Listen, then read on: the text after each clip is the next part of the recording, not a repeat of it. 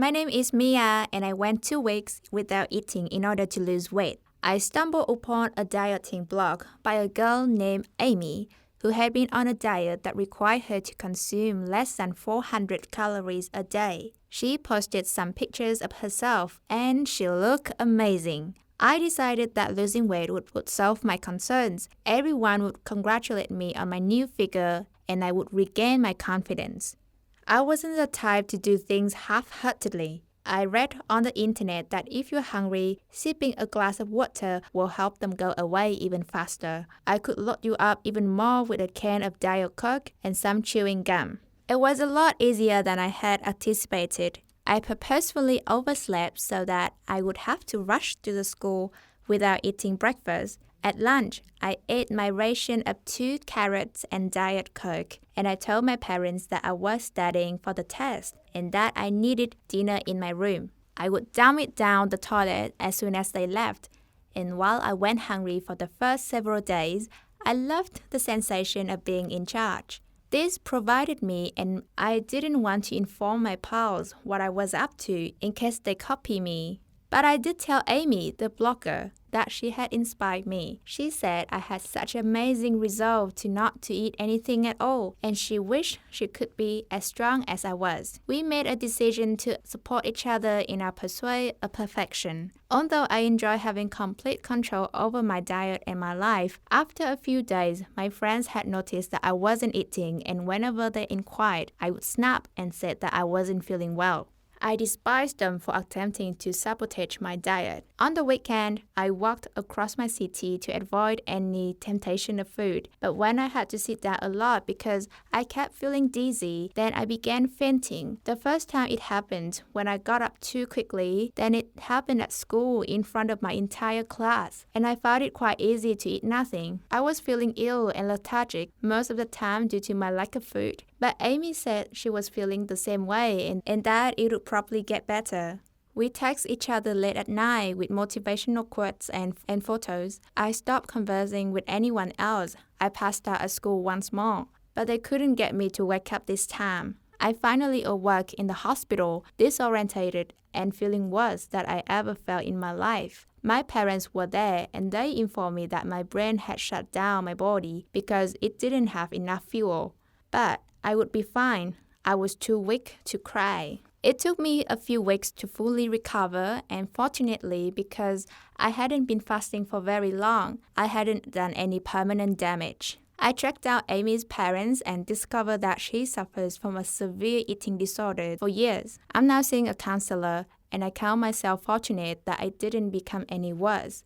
I have learned that, contrary to popular belief, becoming slimmer will not make you happy or solve your problems. It will make you feel isolated and alone. Talking about how you're feeling with those who love you will help solve your problems. Please share any wacky dieting stories in the comment section below. And if you enjoyed the story, please click the box below to subscribe to receive updates on new stories. Hi everyone, my name is Drake, and my parents breed different predatory animals including sharks. And once, an unpleasant story happened to me because of my own inattention. I almost killed our shark. You're probably wondering how this happened. Let me tell you everything in detail. My parents are very wealthy people who decided to save predatory animals in some points. When they saw any animal in poor condition or an announcement about it, then they immediately plotted to take care of it. So, for several years, we've collected a lot of predators, including sharks. My parents take care of the animals, but I was not at all thrilled with it. The thing is that I'm terribly afraid of them despite the fact that all animals are in huge enclosures. Once I came too close to the aviary with a lioness who scratched my hand badly. I have to urgently go to the hospital where I got several stitches. Since then, I have had scars as well as started to fear predators. By the way, I'm not the only one who's afraid of our unusual bats. My friends are also afraid of them. Although at first, they often like to come visit me and look at the animals. But after our huge python managed to get out of the terrarium and scare everyone, friends try to show up at my house as rarely as possible. I was not afraid of the dwarf sharks that lived in our huge aquariums. I knew that through the thick glass, they certainly could not do anything to me. So from time to time, I was feeding them and looking after them. However, my parents could not completely entrust me with taking care of all the predators. But I was not upset about this. I enjoy playing video games more than cleaning their enclosures and feeding dangerous bags. But one day, my mother still gave me a very important task since she was at work and I was at home. My mother instructed me to give the new dwarf shark, Nancy, special food to strengthen its immune system. She began to explain in detail where the food was, but I hardly heard her because of the poor connection. I could not call her back. So at random, I took the food which seemed to correspond to my mother's description. After feeding a shark with it, I peacefully engaged in playing video games again. But when I returned in half an hour to look at Nancy, I saw that she was swimming very recklessly near the bottom. It seriously alarmed me. I tried to give her regular food, but she refused it. Then I went back to the rack where there were various medicine as well as animal food and began to look for what I needed in panic. And when I did find the coveted box, I hurried back and fed the shark. But unfortunately, this did not improve the situation. It just looked at the food, approaching her, and did not move. I didn't know what to do. I didn't have a phone number or a vet to end. My mother's phone was still unavailable. A terrible thought that I accidentally poisoned Nancy popped up in my mind, and this thought haunted me until my mother came. I immediately told her the whole situation. She reassured me and convinced me that nothing bad would happen to the shark, and a couple of hours later, she would return to normal. However, my mom was wrong. Nancy seemed to be getting worse and worse. After calling the vet and thinking for a bit, my mother told me to go to Boston to buy another medicine at the Central Bed Pharmacy. She wanted to stay with the shark in order to help her in case of anything. I immediately called the taxis and went to the Boston. But on the way, I noticed that my wallet disappeared from my jeans pocket. Apparently, Murray Ginkaju stole it again. If you get too close to him very soon, he will surely steal something. We got used to it and tried to approach him when there was nothing valuable in our pockets. But because of excitement, I was reckless and walking near the enclosures.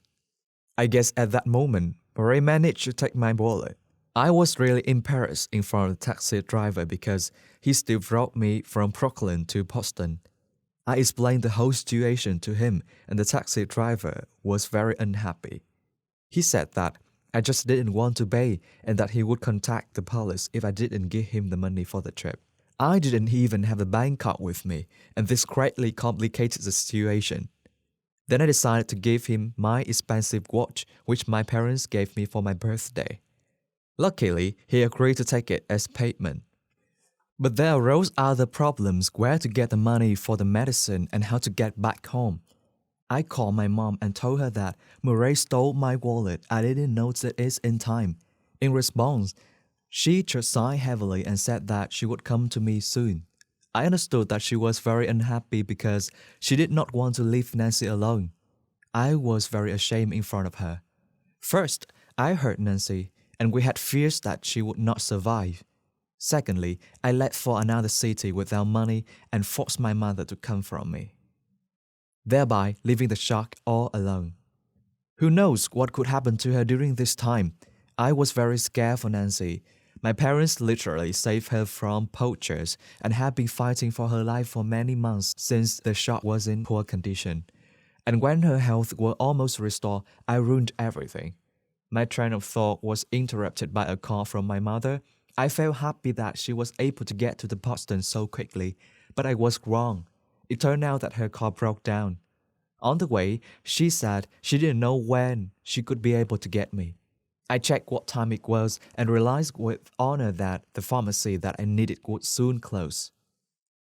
Mom also understood this and she was getting nervous. She said that if on that day we didn't buy the necessary medicines, then nothing would help Nancy. I tried to calm my mother down, although at the same time, I was being gripped by panic. I stood not far from this pharmacy and wondered what I could do, but nothing sensible came to my mind. I found myself helpless in this situation. Out of desperation, I was ready to cry because I was terribly sorry for Nancy. However, I'm very lucky. The owner of pharmacy, Mr. Bills, had seen me for all this time. He overheard my conversation with my mother and decided to help us. He handed me the necessary medicine and said that he would give it to me for free. Mr. Pills added that I could repay the debt to him as soon as the opportunity arises. I was very happy about such an outcome. Mr. Bill called me a taxi and gave me money for the trip so that I could get home. When I called my mother and told her everything, she was incredibly happy. She also told me that she was helped with the car and she would soon be able to get back home. When we were both at home, Mom gave Nancy the medicine exactly as instructed. We had nothing to do but wait at night. We all could not sleep as we were worried about the shark. During all the time, one of us came and checked how Nancy was. Her conditions have not changed, and we had already prepared for the worst. But by morning, we noticed that Nancy was much feeling better. She was swimming quietly in the water and did not even refuse to eat. A huge load was really taken off our minds. My parents and I were very happy that our shark were gradually recovering. Later, I mistakenly gave her the medicine that were intended for other predatory fish. The vet said that sharks are negatively affected by it, and this can be even lead to death. He also added that we were very lucky because we were able to help Nancy on time. Since then, I decided to help my parents and care for predatory animals so that similar situations do not happen again. I became more attentive and also gradually learned more about foods and medicines. As for Mr. Bills, we immediately repaid the debt for Nancy's medicine. Also, my parents through their agency advertised his pharmacy, for which he was very grateful to us. How would you behave in my situation? Share your thoughts in the comments. Click on the thumbs up button below the video if you like it and share it with your friends.